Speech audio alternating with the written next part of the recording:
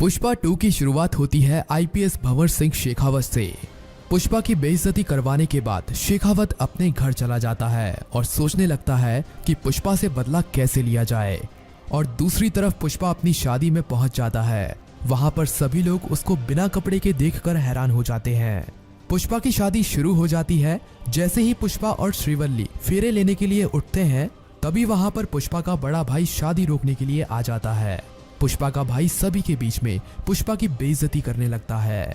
पुष्पा उसे मारने के लिए जाता है, तभी पुष्पा की माँ उसे रोक लेती है। पर पुष्पा का बड़ा भाई पुष्पा की माँ को बुरा भला कहने लगता है। तब पुष्पा उसे मारने के लिए जाता है। पुष्पा अपने भाई को खूब मारता है और अपने भाई से वो चेन भी छीन लेता है जो उसने उससे बचपन में छीनी थी। थोड़ी देर में वहां पर पुष्पा की भतीजी आकर उसे रोक देती है। पुष्पा का बड़ा भाई अधमरा हो जाता है।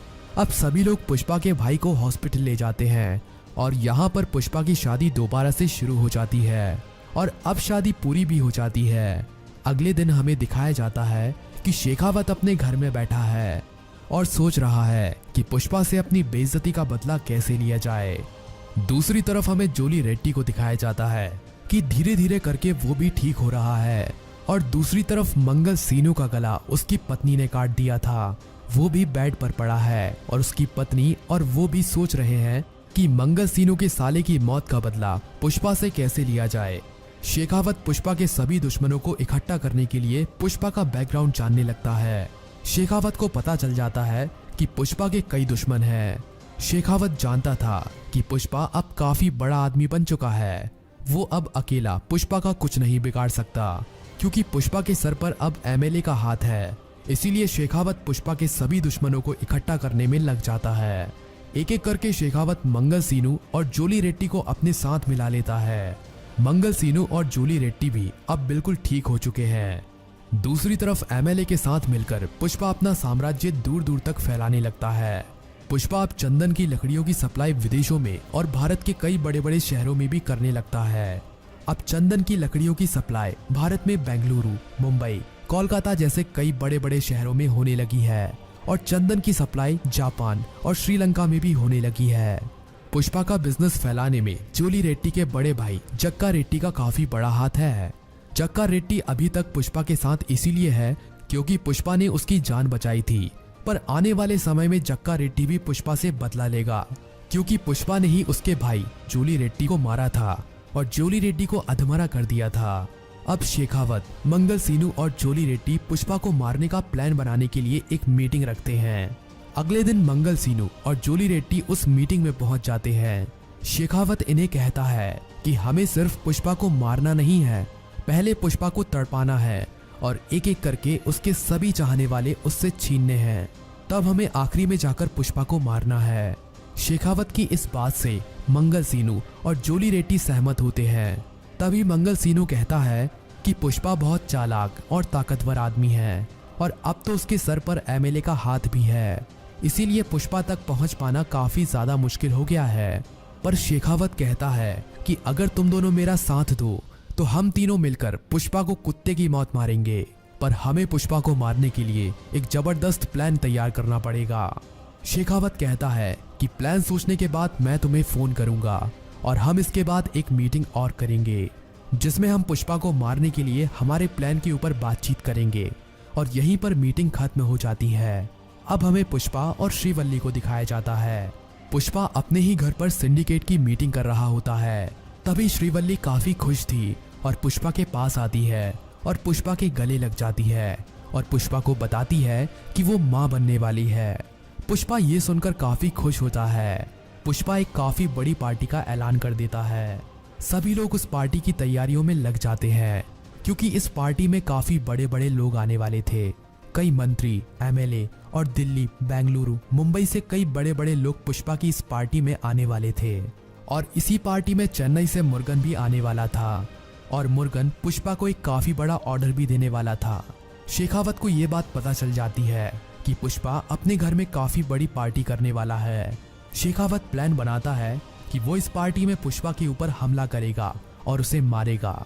इस प्लान को बताने के लिए शेखावत मंगल सीनू और जोली रेड्डी को फोन करता है। शेखावत इन दोनों को अपना प्लान बताता है।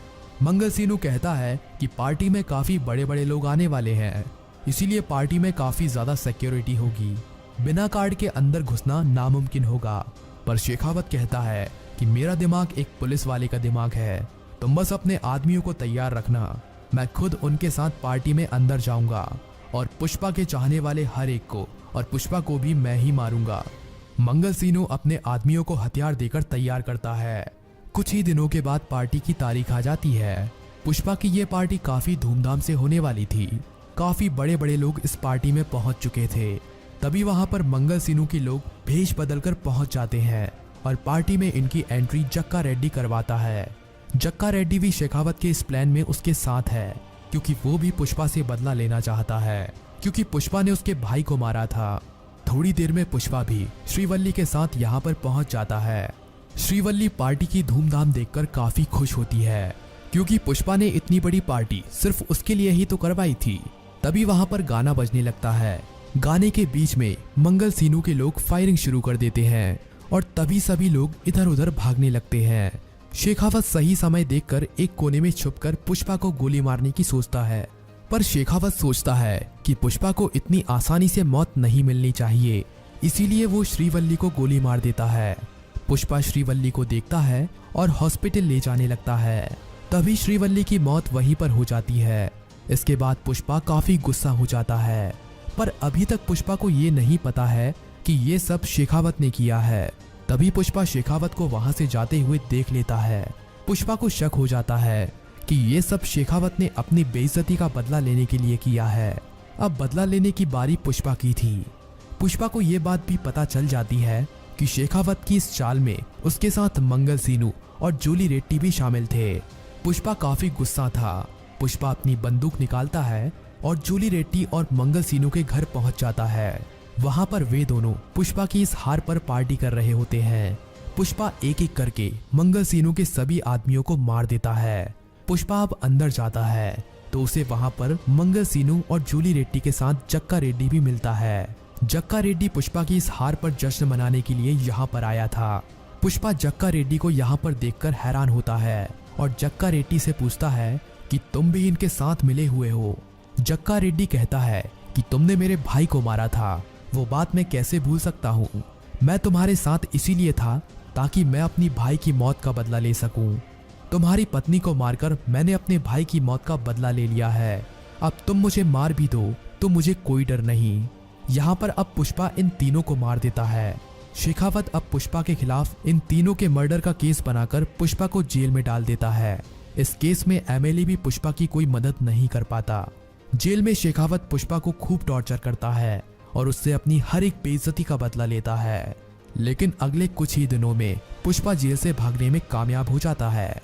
अब शेखावत ही पुष्पा का एक दुश्मन बचा हुआ था। अब पुष्पा शेखावत को मारने के लिए प्लान बनाता है। शेखावत पुष्पा के सभी आदमियों को और एमएलए को भी अपनी तरफ कर लेता है। पुष्पा के हाथ से धीरे धीरे करके सिंडिकेट की सारी शक्तियां शेखावत छीन रहा था, पर पुष्पा को अब सिंडिकेट से कोई मतलब नहीं था।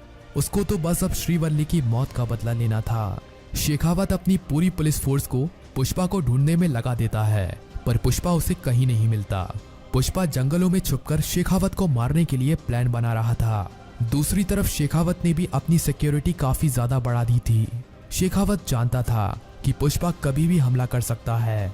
कुछ ही दिनों के बाद एमएलए एक पार्टी रखता है। उस पार्टी में एमएलए शेखावत को भी बुलाता है। पुष्पा को ये खबर मिल जाती है कि एमएलए ने अपने घर एक पार्टी रखी है और इस पार्टी में शेखावत भी आने वाला है। पुष्पा इसी पार्टी में शेखावत को मारने का प्लान बनाता है। अब पार्टी की वो तारीख भी आ जाती है। पार्टी में काफी बड़े बड़े लोग आए हुए थे। शेखावत भी वहीं पर पहुंचा हुआ था। पुष्पा एक हलवाई का भेष ओढ़कर पार्टी में पहुंचा हुआ था। पार्टी में शेखावत भी काफी डरा हुआ था। उसे लग रहा था कि पुष्पा यहीं कहीं है और कभी भी हमला कर सकता है। पुष्पा सही मौका देखकर शेखावत पर बंदूक तान देता है। पुष्पा पहले एमएलए को मारता है, फिर वहां पर शेखावत के लोग पुष्पा पर फायरिंग कर देते हैं। इन सब के बीच में पुष्पा को भी गोली लग जाती है, पर आखिरी में पुष्पा शेखावत को मार देता है और मूवी यहीं पर खत्म हो जाती है। अभी हमें इस बात को क्लियर नहीं दिखाया गया है कि पुष्पा मर गया है या नहीं, पर उसे गोली लगी है। हो सकता है कि पुष्पा के बारे में हमें इसके नेक्स्ट पार्ट में दिखाया जाए। इसके लिए अभी हमें थोड़ा इंतजार करना पड़ेगा।